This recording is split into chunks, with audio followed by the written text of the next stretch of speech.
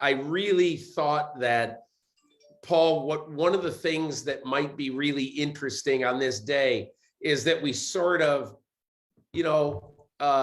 exchange our roles. Usually I'm the one sort of the leader of the pack, asking you and then commenting on it. But I thought, because I've done some reporting on this and I've got some reporting also on the combine, that maybe it would be best if you sort of commandeered the first half hour of the podcast and we work that way. Hope that's okay with you. I think that works really well, Peter. You were the one that spent the week at the combine and had the insight there.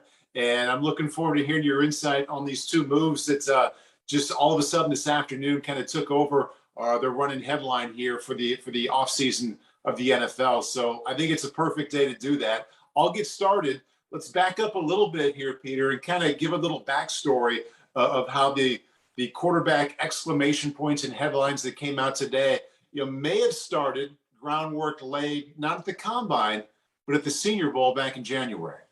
Look, when the Denver Broncos turned over the leadership of their football team to general manager George Paton 1 year ago, he basically decided in the draft, he loved Patrick Surtain, and he knows that there were some quarterbacks there in the draft.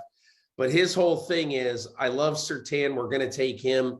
And then I want to give the quarterbacks who we have, who we're going to be playing, a fair chance. And so as it turns out, he got a long look at Teddy Bridgewater, who wasn't great. He got a shorter look at Drew Lock. Lock wasn't great either. And so he became determined, especially after the Broncos finished 7-10 in a very tough division, that, as Vic Fangio said on his way out the door, in essence, it's going to be tough to win without a quarterback against, for the foreseeable future, against Derek Carr of the Raiders, Patrick Mahomes of the Chiefs, and obviously also the young kid, Justin Herbert of the Los Angeles Chargers. So I'd say from right at the end of the season, it has been tomorrow on Wednesday, when this podcast drops, or later tonight, was the last game of another forgettable season in Denver, their sixth consecutive season post Manning, where excuse me, they just didn't play well. And the biggest reason they didn't play well is because they don't have a quarterback. So George Paton became absolutely determined that somehow, some way, he was going to get a quarterback. I believe, and we'll find this out, I don't think the Broncos are going to have anything to say about this publicly, and not much privately either, until the trade is official, because you really can't talk about that. NFL frowns upon doing that until the start of the league season next week. So I would expect that a lot of this is going to be cloak and dagger in the next few days. But here's what I've learned, Paul, that at the Senior Bowl in Mobile, John Schneider, the GM of the Seahawks, and George Paton, the GM of the Broncos, spent a lot of time together.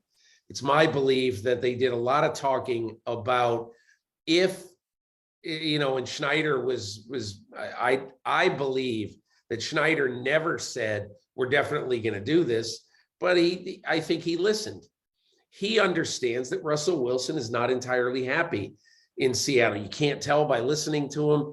He's a very pro Seahawks guy, but in my opinion, I think Russell Wilson had, thought that the Seahawks were a team on the decline. And I think he wanted out before he signed another contract. So the Seahawks knew this. I think some people in the Seattle organization had enough of this melodrama over the last year plus. Will Russell Wilson stay or will he go? So that's the basis of all this. Conversations got hot and heavy at the Senior Bowl, continued in the month of February, and then obviously at the scouting combine. So the question you might ask is, well, if they had all those conversations, why didn't they get something done before today? Why did Rodgers and Russell Wilson happen within an hour and a half of each other? And the reason is very simple. The Broncos really have a very high regard for Aaron Rodgers. My belief is that if it were in a pecking order, I think if they were sure that Aaron Rodgers was going to play, let's say, at least 3 years, they would have preferred Aaron Rodgers. Now, we'll see in the coming days what they say, but I know that they really were partial to Aaron Rodgers above all other options. And they wanted to wait until the absolute end when they saw whether Rodgers was going to, actually say, yeah, I want to be traded. And if that became the case, obviously the Broncos were going to get into that and to try to woo, Aaron Rodgers from the Packers. But it wasn't the case. And so then the switch was flipped on this deal. And here's what the compensation is. Seattle is going to get 5 draft choices. They're going to get the first round pick this year, 9th overall. Denver's 9th overall pick in the draft this year. Denver's 2nd round pick this year, the 40th pick overall. 1st and 2nd round picks next year, and also a 5th this year. 3 players, including Drew Lock. And then Seattle is going to get back a 4 this year from Denver for the trade. Denver is going to get back a 4 this year, excuse me. So the reaction I got today, a lot of people love this trade for Denver because it was hopeless for him. But there are some people who think, look at how Russell Wilson has played the last couple of years. Why would they have done this? And the answer is very simple, that this team was lost without a quarterback. Since Manning, they bounced from Trevor Siemian, Brock Osweiler, Case Keenum, Joe Flacco, Drew Lock, Teddy Bridgewater, Lock again. And they knew that with the greatness of quarterbacks in the AFC West, they had no chance unless they got a quarterback. And you know what? The price of doing business is the price of doing business. So that's really the background on why this all happened, Paul. I think also the forgiveness, it may or may not be the right term, but I think the understanding and the comfort level out there for a trade like this, for giving up that much draft collateral, Peter, multiple 1st round picks, multiple 2nd round picks. After what the Rams did, they got it done. They went, quote, all in and got it done. I think people are a little more understanding and willing to say, okay, it's a lot to give, but it's worked out well in the recent past. So that comes to mind first. But also with Russell Wilson, Peter, you mentioned he hasn't played that great in the last couple of seasons. Denver this year, at one point late in the season, they were 7-6. And those next 3 or 4 games, they had a really hard time scoring touchdowns. I think the 3 that mattered most, they were 14 points or less around there. So, I mean, clearly this is what they were missing.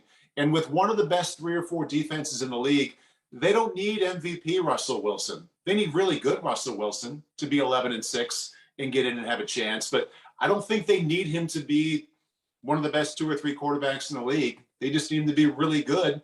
And I think there's every reason to believe that he can be that.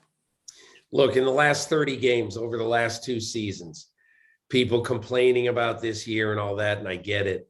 But in the last 2 seasons, Russell Wilson, 65 touchdowns, 19 interceptions. To me, I think we're grasping at straws. Yeah. A quarterback rating over 103 each year. I think we're grasping at straws to say, well, Wilson's declining. Well, he also had his usual problem of having to run around. The offensive line was lousy again. They've never fixed it. I think Russell Wilson believed that he was going to be in Groundhog Day.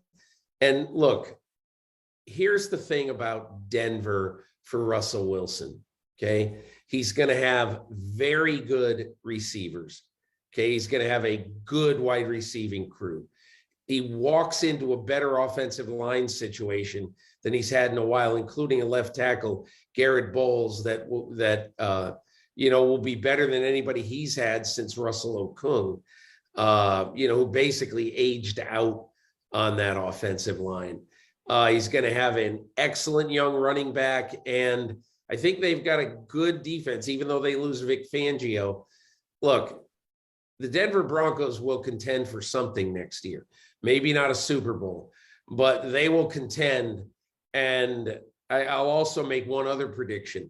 I predict that the Denver at Seattle regular season game will be in prime time somewhere, and the networks will be fighting for it. I think so too. It would be nice if that one ended up at NBC. I'll say one more thing about Russell Wilson, Peter, before we move on to Aaron Rodgers. It was clear, as you mentioned, that Russell Wilson, it certainly felt like he didn't want to be there anymore. I don't think they being Seattle really were crazy about him anymore either. I remember a conversation I had at the Super Bowl in Minneapolis, Peter, 4 years ago now, with a very high up person there who I trusted a lot. They were open to moving him then. I mean, that was a long time ago. Clearly it didn't happen. He's had a lot of good games in season since, but I think for both sides, this is a win. Both sides behind closed doors are saying, yes, this is what we wanted. Paul, the other thing here, none of us know what's going to happen with the rest of the quarterbacks. None of us know. Maybe John Schneider, who 10 years ago had a hunch that he loved Russell Wilson after watching him outduel Kirk Cousins in the Big Ten championship game in Indianapolis. And so maybe he's got a hunch about another guy. Maybe he loves Malik Willis. I don't know, the young kid from Liberty, but this is a huge move. And I think the Seahawks, as you say, look, Russell Wilson did great things for the Seahawks. There's absolutely no question about it. He was an Iron Man. He started 158 of 161 games, never missed a start until this year when he missed 3 because of his hand injury. And every single year except this one, Russell Wilson had a winning record. So look, I think it is hindsight and a little bit bitterness for anybody who would say that over a 10-year period was plus 205 in the touchdown to interception ratio. I mean, if you'd had enough of Russell Wilson, I get it. Maybe he had enough of you too. And look, he's going to go down as the greatest quarterback in Seahawks history. And there will be some good days for him later in life in Seattle. But I agree with you, Paul. This is the best for everyone. I think it's okay to have an understanding that it was time for both sides. Sometimes a really good relationship just runs its course and it's time to move, and each side feels that way. You can feel that, and you can also say he's a first ballot Hall of Famer. He was a wonderful quarterback there. He was terrific for them and vice versa. I think you can see both sides, and it's fair. Aaron Rodgers, your first reaction, Peter, when you heard he was staying in Green Bay, and a few hours later, what's your top thought now? So at the Combine last week, Paul, trying to remember, it was either Wednesday or Thursday. I was sitting having a conversation with some people at the JW Marriott on the second floor, and I feel this sort of this sort of tap on my shoulder, and hand stuck out, and it's Matt LaFleur. He said, "Hey, how you doing?" I said, "Hey, good." And Matt LaFleur was arriving in this area of meeting rooms where I was on the second floor of the JW Marriott. I was sitting on a couch talking to a couple of guys, and he was arriving right then for a meeting with someone in Aaron Rodgers' camp to discuss something, whatever. Meeting lasted, I'm guessing, about 35 minutes. And he came out, said, "Hey," left. And one thought that went through my mind was that if this was over, Aaron Rodgers Matt LaFleur is not spending 35 minutes with one of his representatives. So I don't know what they talked about. We'll find out. But I do think that the momentum has been building for him to go home, stay home. I didn't know anything. I had no inside information. Thing I admire about Rodgers is he told me this last August. You're not going to see a lot of clues from me. You're not going to see a lot of white smoke coming out of the chimney and he kept his word. So what does it mean? I think what this means, and I don't know how many years he intends to play football. I don't know that the Packers know how many years he intends to play football, but they apparently are going to commit a lot of money to him. And clearly, if you're going to commit a lot of money to somebody, they probably don't intend to be one and done, probably. And if Davante Adams signs there for 4 years, he's not going to be real happy if Aaron Rodgers at the end of this season says, I'm not playing anymore. So my gut feeling is he's probably going to play at least 2 or 3 more years. But it's a great thing for the Packers, and it's really a good thing for Aaron Rodgers, and I think the quarterback history in Green Bay. I do want to say one other thing, that in the last 3 seasons, Aaron Rodgers has as a highly seeded team each year. Okay, he lost in the championship game at San Francisco, and played well, but his team didn't play well. He threw 2 picks, but he played well. And then the next year, he plays poorly down the stretch against Tampa, and they lose the NFC Championship game when they have home field. And then obviously a couple of months ago, he plays poorly for most of the game against San Francisco. And again, as the top seed playing at home, they have a very disappointing end. So, I'll tell you this, Paul, I'm not saying that he's not clutch, he's not great in the big games. I'm not saying that. All I'm saying is that he really does have some unfinished business. Since he won the Super Bowl, since he beat Pittsburgh 11 years ago in the Super Bowl, he's 7-9 in the playoffs. Wow. And there's not a lot of people who right now at this moment, if he never played another game, would call him a top 5 quarterback in history. He's got to do some more other than put up incredible numbers and be incredibly efficient. So he's got some work to do, but I do think this is the best thing for the team and the player. You mentioned that he hasn't played real well in the postseason, and I mean the numbers, the wins and losses certainly back it up. And I think that's part of the package, Peter. When I think about this, the main word I think of the headline is there's a draw. There's something drawing Aaron Rodgers back to Green Bay, whether it's that he knows he hasn't played well in the postseason recently. I mean, remember his comments after the game. He basically admitted, for my standards, this was not a very good game. I think he also has a real strong connection to some of the veterans on that team. Led by Davante Adams. That draws him back. And whether it's the draw or just the age and the appreciation and the admiration and the knowing what he has with Matt LaFleur, I think that brings him back as well. The quarterback play caller relationship, the last game wasn't good, but everything else leading up to it was terrific. And I think he knows he has a lot going on there that he won't have in another situation that looks good from the outside. So as these weeks went on, Peter, to me, the big mystery with Aaron Rodgers was, okay, will he retire or not?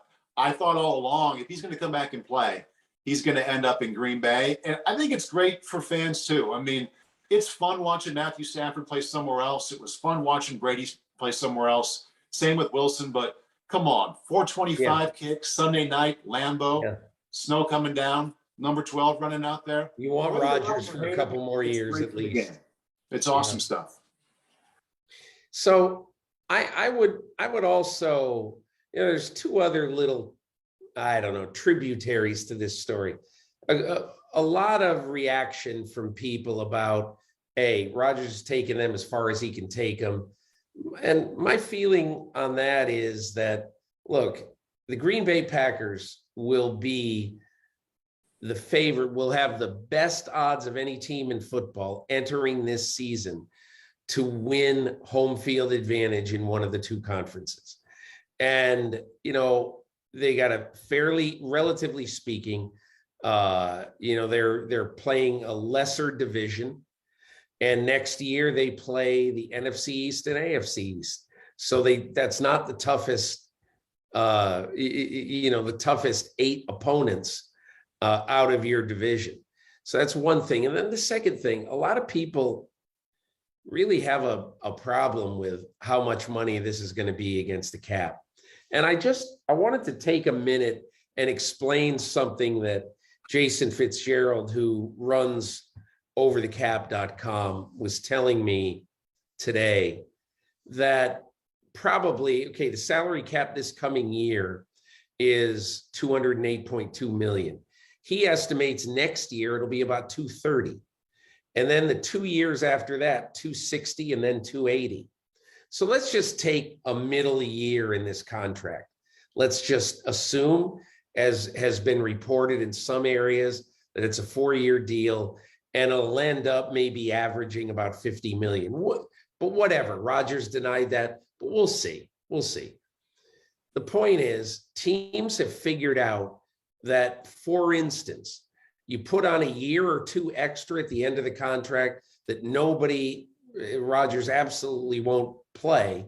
Everybody knows that entering in, okay?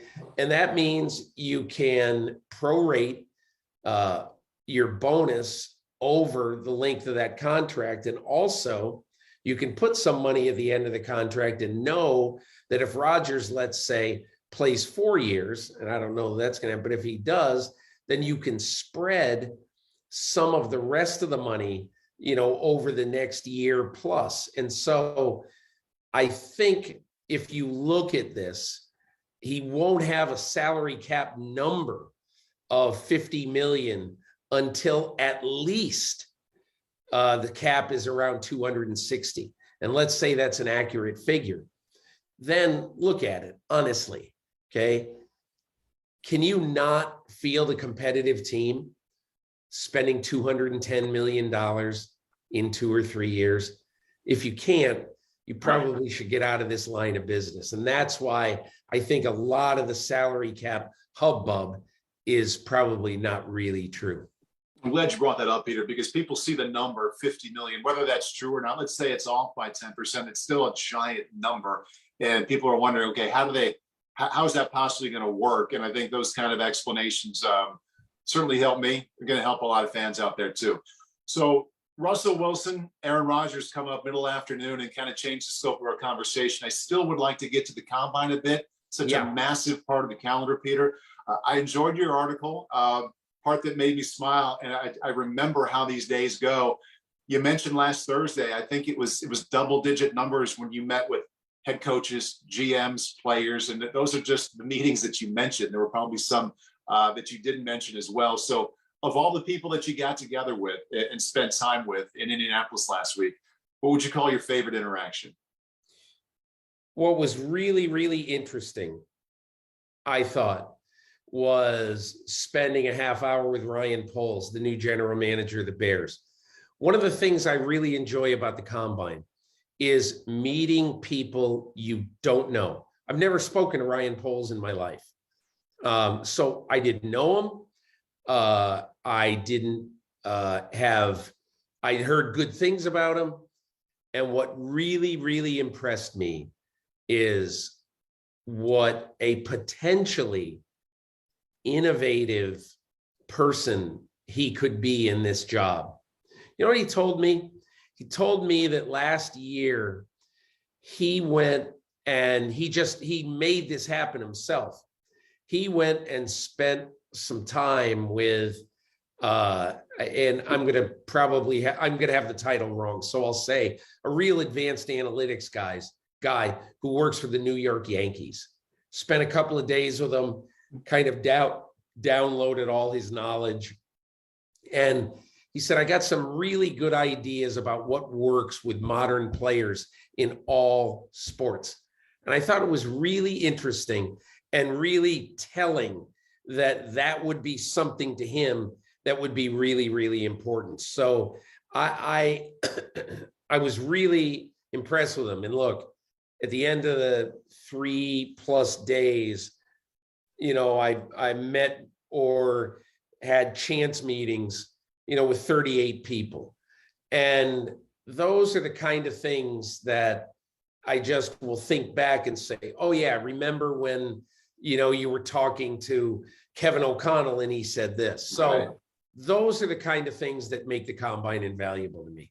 Absolutely. 38 of those. I mean, that makes the trip worth it by itself. So that's an interaction you like the most. How about what would count as most interesting thing that you learned in Indy? Well, this is a little bit of an inside baseball thing, Paul, but probably the most interesting thing I learned, because nobody thought that it was true, and I wrote this on Monday, is I expect the combine to be back in Indianapolis next year. Good. And everybody was assuming, that there's no way it goes back there. It's going to go to Dallas or LA next year, far more lucrative. But I think the groundswell of support for Indianapolis as a place is just so strong. And I'll give you a great for instance. Okay. So on Friday, I was going to have lunch with Mickey Loomis at his hotel, the Conrad Hotel. There's a Capitol Grill in the lobby of that hotel. So he said to me, I might be a couple of minutes late. And he came and he was kind of winded. He was maybe 5 minutes late. And he was coming from sort of the opposite end of downtown from a meeting there. But think about this. He went from one end to another, basically. And he got there in about 12 minutes. Yeah. Walking. And so that's the whole thing that made me think, honestly, that that anybody who says, geez, why do they love Indianapolis so much? The proximity, never having to get in a car, and the fact that if you go to Dallas, and you have to go out to, the stadium in Arlington, and you get stuck in a little bit of traffic, instead of it taking 28 minutes, could take 45. Yeah. So it's kind of a very, very weird scenario. But probably the weirdest thing I learned the thing I learned is that I think the NFL is going to give Indianapolis at least one more year. That's music to my ears, Peter. It's not just the convenience, but everybody in Indianapolis kind of rolls out the welcome mat for all of us that end up there. It's hard to imagine it going better somewhere, anywhere else besides Indianapolis. Aidan Hutchinson, you mentioned he's going to be a guest on your podcast here coming up after the two of us talk. I enjoyed reading about him in your article. My mind went to this, though, right away, Peter. And let's just think about this in the abstract for a moment. When you're talking about someone who went to a big-time school, who's used to dealing with the media, who knows he's going to be a top 5, top 3 pick, he's very well coached. He's very media savvy. It's almost more like interacting with a political candidate than a 22-year-old genuine, enthusiastic, someone between college and a professional life. How did you find the interaction with Aidan? I mean, he's like a 10-year pro, but I don't think in the last month or so he's undergone this tremendous media training. I heard him on Rich Eisen in early December after they beat Ohio State, and he was probably better with Rich than he was with me. But Michigan guys, he was so well versed in everything. But here's the one thing about him. Okay, let's forget how glib and how cool, and the fact that since he was 4 years old, he's written in a journal almost every day, still does. Very grounded guy, great mom and dad, never forced football on him, blah, blah, blah, blah, blah. But here's as a football player, what really impresses me. I saw a play against Ohio State where he steamrolled the left tackle and drove him right back into the quarterback. It was an amazing display. The left tackle of Ohio State doesn't just walk on in Columbus. Right. That is a highly recruited, really, really good player. And Hutchinson, basically embarrassed him. But What I noticed about it was his instinct on the play. His instinct was unbelievable because you could tell, like there was just a little bit of a twitch that I think for a while he was intending, to run inside on him, but he said, I'm not going to do it. I got him going backwards. I'm going to just push him back. I think this is going to be the first pick in the draft. Now, look, as we recorded, it's March 8th. A lot can happen, so we'll see. D-line seem to be getting a lot of buzz right now. People like the defensive line in this class. This is normally a time where we talk about quarterbacks, but I don't think that the needle move much for that group that's seen as kind of an average group. So let's push the quarterbacks aside for a moment, Peter. Another position group coming out of Indy that you think is really kind of creating a lot of buzz and catching fire. Look, the defensive linemen in this class are going to be the stars. I think there's going to be 6 or 7 picked in the top 20. As you know, Paul, I'm not a big fan of 40s. It's absolutely unbelievable that a guy like Jordan Taylor of Georgia can run faster, 111 pounds heavier than Patrick Mahomes, or 116 pounds heavier, that he runs faster than Mahomes. However, I also think it's interesting that if you ask some scouts, he's the 3rd best interior defensive player at Georgia. Now, that says great things about Georgia, but also, let's stop with, I saw a bunch of people say, well, that puts him in the top 10. How often does a defensive tackle ever run 40 yards in a football game? Full speed. Twice a year. I don't know, but I was impressed with the defensive line crop. I thought it was really, really an interesting group. And I liked, Peter, in your article, how you tied together. I never thought I'd see this, but hotel room, Josh McDaniels, Madonna. It all goes together in PG form. I met Josh McDaniels in his room. Sometimes you go up to people's rooms, and this wasn't a room. This is a ridiculous suite at the Conrad Hotel. And on the wall it's commemorated. Here's where Madonna stayed when she did halftime of the Super Bowl, Giants Patriots in 2012, so that was kind of an interesting thing.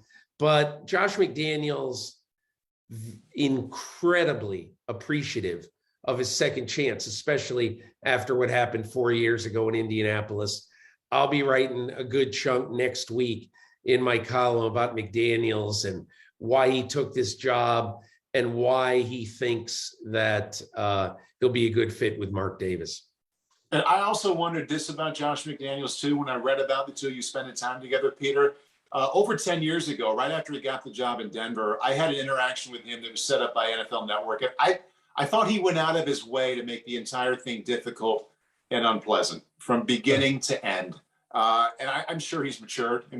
We all have. We all do. I'm wondering what he was like this weekend compared to what you knew of him 10 years ago. He understands that he screwed up that chance. He really does. And I think he went out of his way to be welcoming and to try to be not Bill Belichick II with the media, and I understand that is only part of it.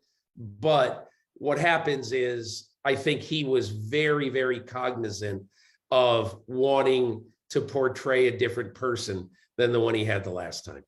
It's good to hear. I certainly hope I'm better at what I do than I was in 2009 as well. Finally, Calvin Ridley and the entire gambling issue that has come up this week, the last couple of days, suspended for the year. Your thoughts? Calvin Ridley, I think, is not going to be an outlier. There's about 2,700 players in the NFL every year under contract to NFL teams. It would be naive to think that as sports gambling becomes legal all over the United States, that all 2,700 of those players all eschew getting apps on their phones so that they can gamble on their phone. So I understand that everybody, oh my God, this guy, they should be smarter than that. These are young guys with a lot of money. And I think that this will not be the last one of these stories that we hear, Paul. Hi, I'm Mike Tirico, and thanks for watching. Make sure to hit subscribe for the latest news and highlights from NBC Sports.